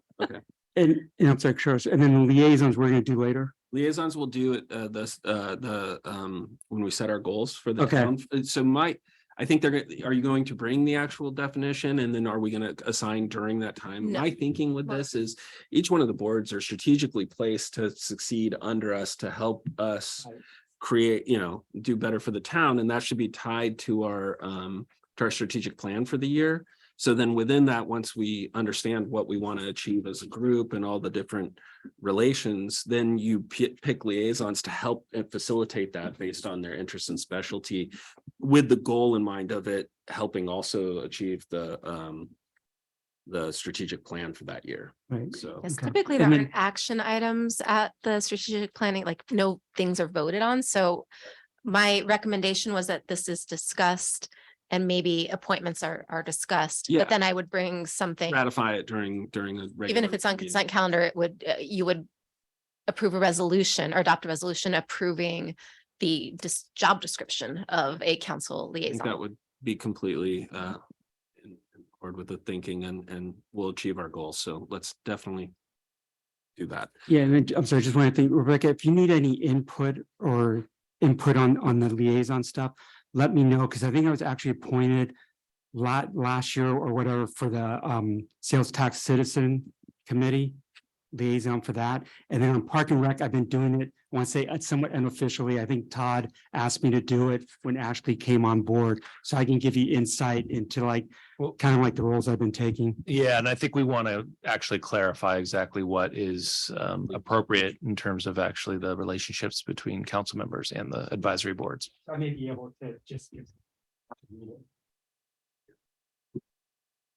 Okay, so with that, if everyone's okay to move forward, I will approve that item as you've requested, based on those appointments and the direction to move forward and on the other accounts. Okay, so do I have to open this up for public comment, this item? Okay, I'd like You to. can, and we don't have any hands raised. And we do not have any emails on this item.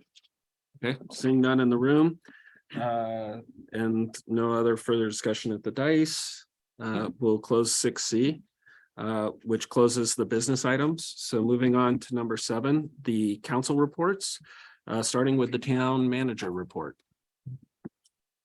Great, thank you. I do have a couple of items. I'll try to be brief, but I did want to acknowledge and recognize a couple of our very own Corte Madera, as well as now Central Marin Fire Department employees who retired or had a retirement party yesterday. One actually retired yesterday. Dan Reese, Battalion Chief Dan Reese, who has served our community for about 22 years.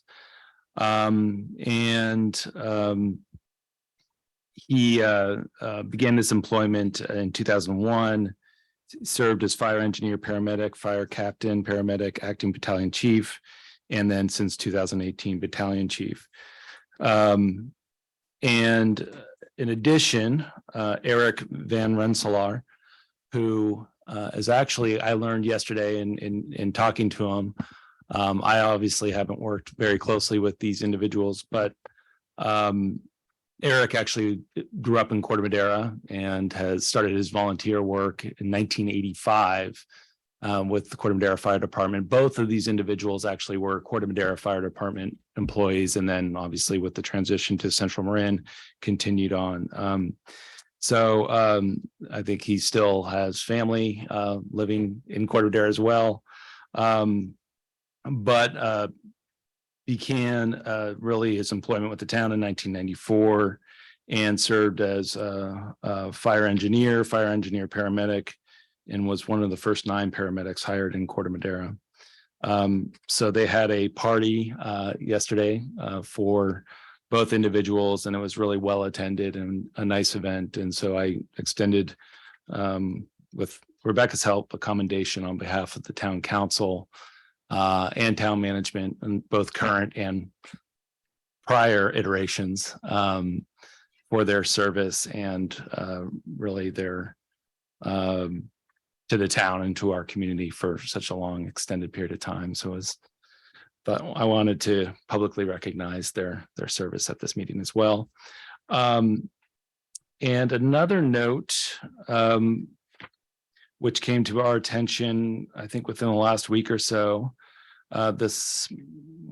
the organization called Smart Growth America has recognized the project that we and I think 10 other of our fellow Marin County jurisdictions, but has recognized Opticos, the consultant we hired, Opticos Design, as their 2022 award winner for the Form-Based Codes Institute Award of they give out one award each year. And so Opticos was recognized for the work of the objective design and development standards, and they invited us as well, town staff, to be at the award ceremony to talk about implementation and how we implemented our objective design and development standards in Corte Madera. So that is a national award. It's a well-known, recognized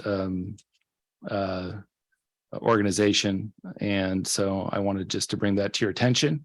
I think they're having that will be January 19th is when they're going to have their award ceremony. So that's all I have to report. Okay, thank you, Adam. And moving on, town council reports. So seeing that we have 2 new council members, I'll flip this direction. Yeah, I'll go first. I'm just gonna mention one that I think I missed the last meeting is that I did attend the Corte Madera Finance Committee. Without going into details, the good news is for 2021-22, we had a pretty healthy surplus. Finance Committee is going to make recommendations through the town manager, and I think that'll be coming back to us in January at the mid-year budget review. That's the positive. On the other side, there's a consultant that came in. We're probably going to have unfunded pension liability again because CalPERS, their returns on investment were off. So there's some offset there. So. Just a few things. Attended the Chamber of Commerce mixer on December 8th. That was very nice. On December 12th, had a call with Adam and Senator McGuire and his staff and our Caltrans division director and one of her staff members just to discuss the overpass project. Caltrans kind of next step for us is they need like a solid number from us and from TAM on what we can collectively contribute. So I think Adam's going to work on, sort of a range of proposals for us. And I think you're planning on coming back to us with something to discuss early in the new year. So that's on the radar. Attended a CMSA meeting, Central Marin Sanitation Agency on December 13th, attended MCE board meeting on December 15th, and also was elevated to the MCE Executive Committee. So I think that'll be some good, good seat at the table for Corte Madera. And that is all. Thank you. Excellent. I attended my last TAM meeting. The primary discussion point there was Caltrans gave a presentation talking about the finalization of their EIR that they're going to put out public about a few different projects and the final preferred solution for what they think is like 2030. So they're recommending an option with a raised kind of aqueduct, like Highway 37. 37. Yeah, they the vast majority of it will be inundated with water. So they want to kind of do like they do in the Florida Keys.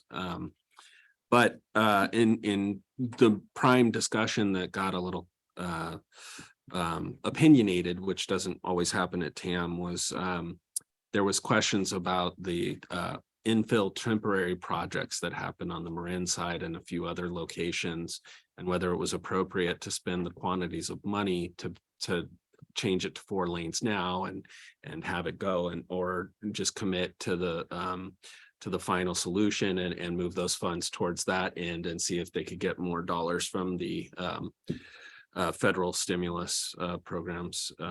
But there was no resolutions. These were all discussion points. So if you're more interested, you can listen to the meeting. And I also attended the mixer and for the Chamber of Commerce, which was really great. I hope that in the future we can have even more attendance, as it's a great event. And I think post-COVID, it's good to see everybody out and thriving again. So. Okay, so with that, I'll close the council reports if there's no others. And I'll open 8, the discussion of draft agenda for upcoming town council meeting. Does the council have any discussion questions? Do I open that for public comment? We normally don't take public comment on that. That's right. It's important to note that on your consent calendar, you did approve the cancellation of the agenda for January 17th. Excellent. Thank you, staff. Thank you, Rebecca. So with that, we can close item number 8A and number 9, adjournment, and we can move to the sanitary district meeting. So do I gavel for this one? Okay.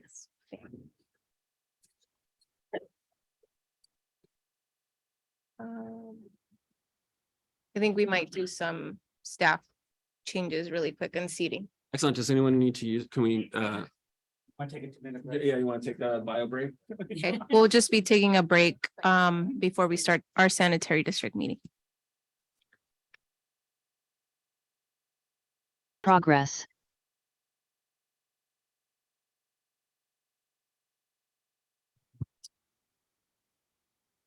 All right, I'd like to open the sanitary district number 2 meeting, the regular meeting Tuesday, December 20th, 2022 at 8:20 p.m. Okay.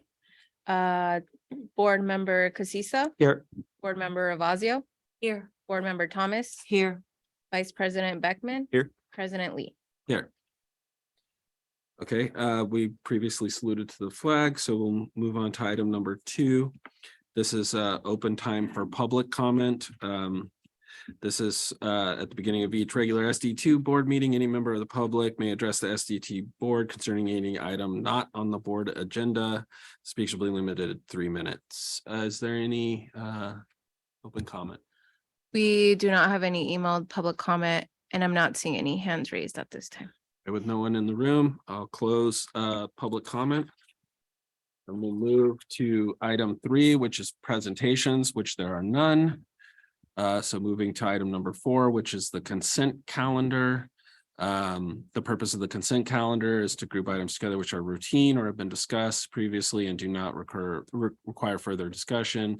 They will be approved by a single motion. Any member of the district board, staff, or public may request to remove an item for discussion. Is there anybody that would like to pull an item? Staff, anybody, public? Okay, so with that, I'm looking for a motion to approve the consent calendar. So moved. Just for the record, we don't have any public comment, and we don't have any hands raised on the consent calendar. Okay, I'll second. all right. So with that, I'll call for, Yes, board member Casissa. Yes. Board member Ravazio, Yes. board member Thomas, Yes. vice president Beckman. Yes. And President Lee. yes. Thank you. The motion passes. Okay, so that will close the item number 4, moving to item number 5, public hearings. There's none. So we'll move on to item number 6, which is the business items. Business item 6A, presentation and acceptance of the sanitary district number 2 annual independent audit report for fiscal year ending June 30th, 2022. Is there a staff report? Yes. Thank you. Good evening, Sanitary District Board. This item is the audited financial statements. We have the town and sanitary district's auditor, Andrew Roth, who is a partner with the PUN Group, which is the town's audit firm, here to present the audited financial statement.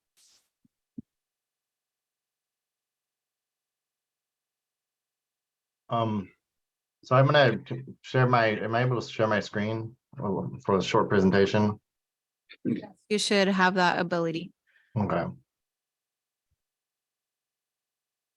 So good evening, board president, fellow board members. I wanted to go through a short presentation right now, and then if there's any questions, we can go over there.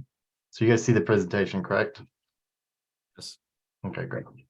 So today we're going to be going through this, presenting to the Sanitary District Board, the annual financial report for the fiscal year ended June 30th, 2022. In our presentation, we're going to go over kind of the scope of work, the audit responsibilities, this management, as well as the auditor's responsibilities, our approach to the audit, as well as some new GASB's, the Government Audit Scanning Board standards that were issued in the current year. Then also we'll go over the overview of the financial statements, and then we'll have the audit results. Scope of work. So as for the sanitary district, our audit this year was for the audit of the annual financial report in the financial statement section, which consists of the statement of net position, statement of revenues, expenses, and changes in net position, statement of cash flows, and the notes to the basic financial statements. So for the audit responsibilities, so management's responsibilities as part of the audit, management's responsible for the financial statements. They're responsible to present the financial statements in accordance with accounting principles generally accepted in the United States of America, also known as US GAAP, adopt sound accounting policies, establish and maintain internal controls over financial reporting and compliance, provide evidence supporting the amounts and disclosures in the financial statements, manager's responsibility for the fair presentation of financial statements that are free from material misstatements, whether due to fraud or error, and management's also responsible to prevent and detect fraud. The auditor's responsibility, that's our responsibilities as the auditors, is to perform the audit in conformity with the auditing standards generally accepted in the United States of America and the standards applicable to financial audits contained in government auditing standards issued by the Comptroller General of the United States. We're also responsible for communicating with those charged with governance. We are responsible for assessing the audit risk of internal control or financial reporting, determine the fairness of the presentation of the financial statements. We are responsible for rendering an opinion on the financial statements and, if any, issuing recommendations to management. So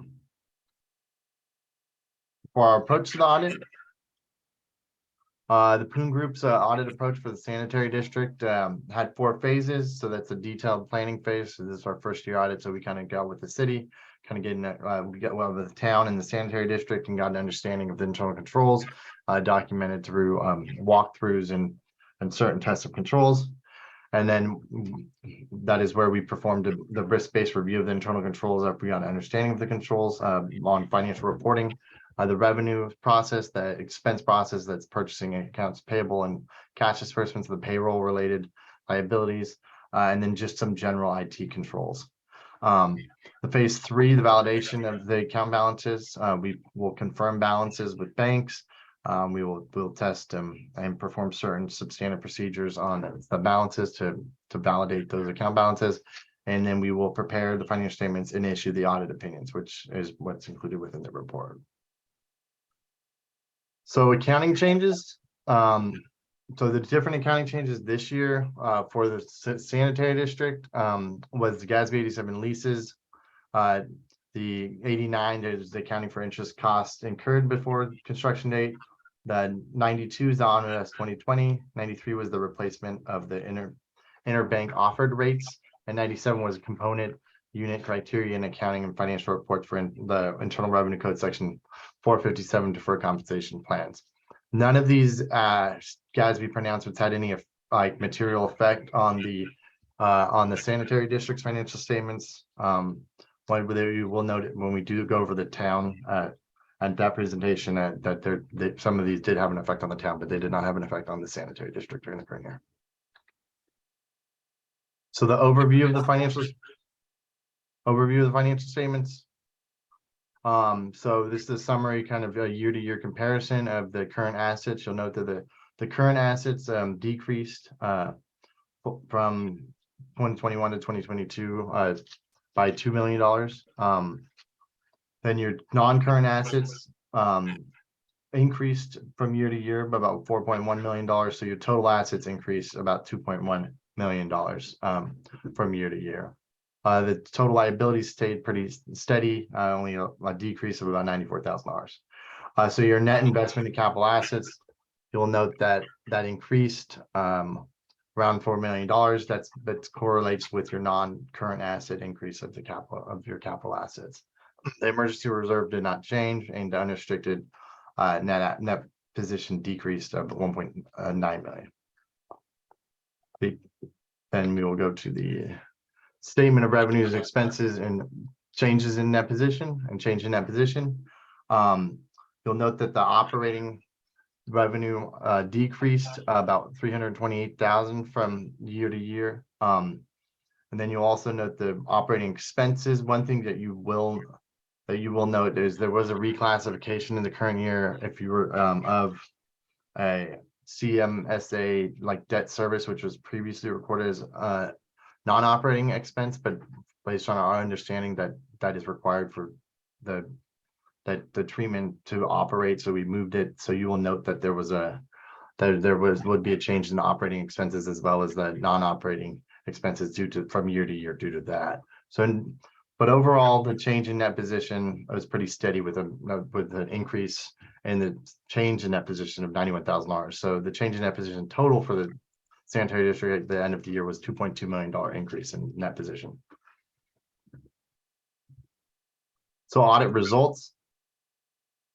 So the audit results is we issued an unmodified opinion. That's also known as a clean opinion. That's kind of what you're looking for. That means that the financial statements were fairly presented in all material specs. All significant accounting policies were consistently applied. Estimates were reasonable. Disclosures were properly reflected in the financial statements. And some other results we noted, there was no disagreements with management. There were no material weaknesses or significant deficiencies in internal controls noted. And there were no accounting issues that we noted at this time. That is my presentation. Okay. Thank you. So does anyone on the dais have a question? I just have a couple. One, I think your firm is new to our town. Can you just give a brief background on your firm? So the firm, by the way. yeah, so the main partner of the firm, Ken Poon, our managing partner. So we worked for the Poon Group, started in 2012. But before that, we all worked together at like a larger firm. Before that, it was Capricci and Larson that goes back into the 90s. So and Gary Capricci is still with the firm. So we've been working in the regional local governments for over the last 25 years. But this iteration of the Poon Group is since 2012. We've been working, and we specialize in local governments, typically cities, and then also the many special districts and transit agencies. Okay, thanks. And just one other question for you, because I know you noted that there's no material weaknesses, but in your report, you mentioned there's no material weaknesses, but then it's probably just a catch-all phrase where you go, however, material weaknesses may exist that you may not have caught. Is that just a catch-all phrase? That is the language of the audit opinion, because we cannot say we did not note any. There were no material weaknesses, but I believe, that is the language of the audit opinion. Yes. All right, thanks. Okay, so seeing no other questions, so I'll open it up to public comment. We do not have any emailed public comment, and I'm not seeing any hands raised at this time.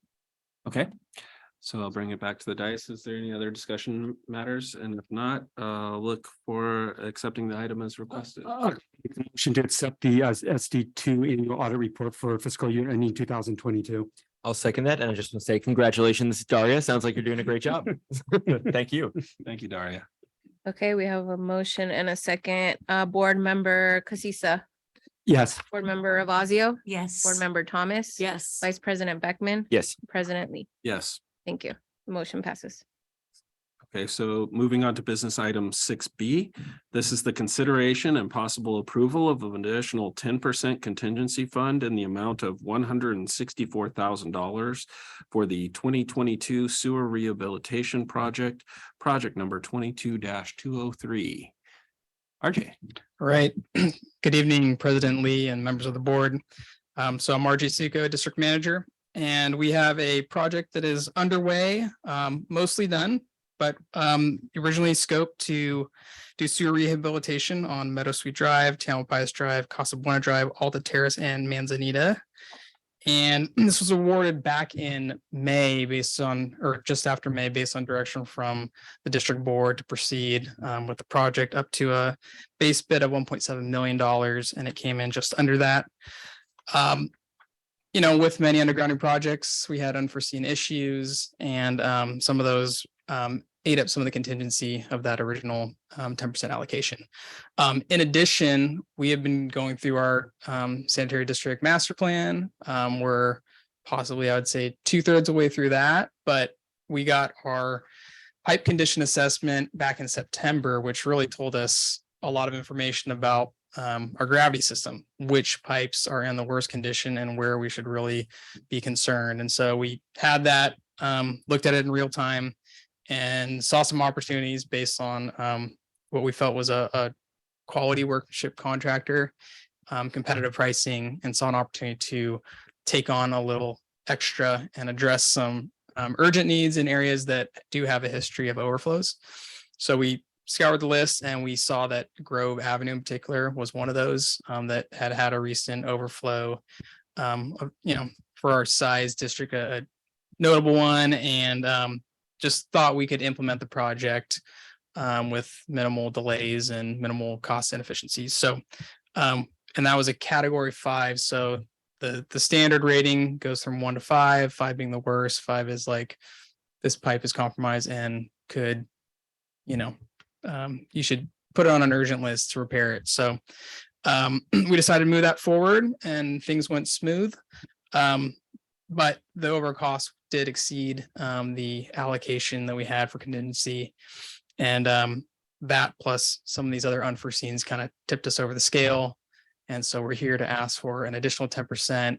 We may not need all of it, but would rather just come back once. And so that amount is an additional $164,000 to finish out the project, including that additional work.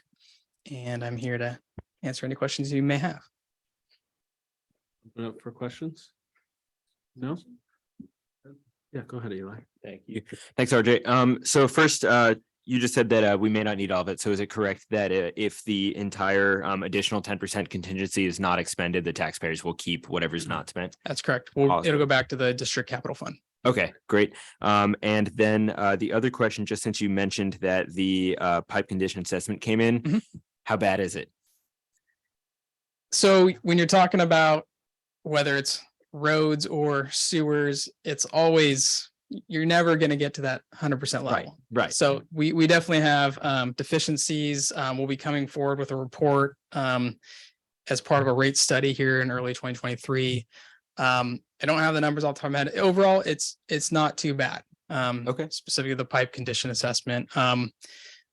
On that, we'll talk about some commitments we've made that many of you may recall with some settlements we've done, but they specifically target, one of the goals of some of these settlements, or one of the settlements, is to target the structural category 5 pipes. And we've made a commitment to spend at least $5 million over the next 5 years addressing those. So this contribution actually starts chipping away at that perfect commitment. So great. Yeah. Thank you. So the original contract, it was only had a 10% contingency instead of a 20%. And the other question is just the 164. How does that is that easily absorbed into the current fiscal year budget? Yeah. It's not going to impact it in any kind of negative way. That's correct. No, I mean, I think we saw the metrics on the previous presentation, but we were sitting here on 8 million. We're now down to 6 million and change in basically capital funds off to the sideline. Right. And obviously we want to be prudent with those funds and we'll look at those deeper, but really I think there's an argument actually to. So is this a maintenance, is it mostly maintenance, or this will be capital improvements? So it'll go back to our infrastructure. Yeah. So these are all capital projects. So it'll add to that larger $22 million overall. It's not just spending money. We're actually having a value that we could borrow. I'll let Daria speak to how no, assets are calculated, but right. It's definitely improving our infrastructure. Yeah. Yes, that's correct. It will be added to the capital assets, that 21 or $22 million number. Yes. It's not lost revenue. Okay, great. Thank you. So I'll close any questions on the dais and open it up to public comment. And we don't have any hands raised, and we did not receive any emailed public comment on this item. Okay, with that, I will close public comment, and I'm looking either for approval of the item or further discussion if necessary. I'll go ahead and make a motion to approve the 2% contingency funds in the amount of $164,000. Second. Call for a vote. Okay, board member Casissa. Yes. Board member Ravazio. Yes. Board member Thomas. Yes. Vice President Beckman. Yes. And President Lee. Yes. That passes. It's okay. I got it. So that passes. So that closes our business items. Moving on to number 7, the district manager and board member reports. District manager, do you have any new reports?